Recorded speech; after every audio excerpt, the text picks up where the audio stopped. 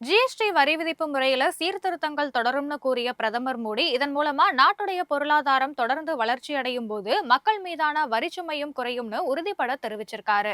உத்தரப்பிரதேசத்தோட நொய்குடா பகுதியில உத்தரப்பிரதேச சர்வதேச வர்த்தக கண்காட்சியை பிரதமர் மோடி தொடங்கி வைத்து பேசியிருப்பது நாடு பெருமையோட ஜிஎஸ்டி சேமிப்பு திருவிழாவை கொண்டாடுது அப்படின்னும் தொடர்ந்து நாட்டுடைய பொருளாதாரத்தை மேலும் வலுப்படுத்துவோம்னு சொல்லியிருக்காரு.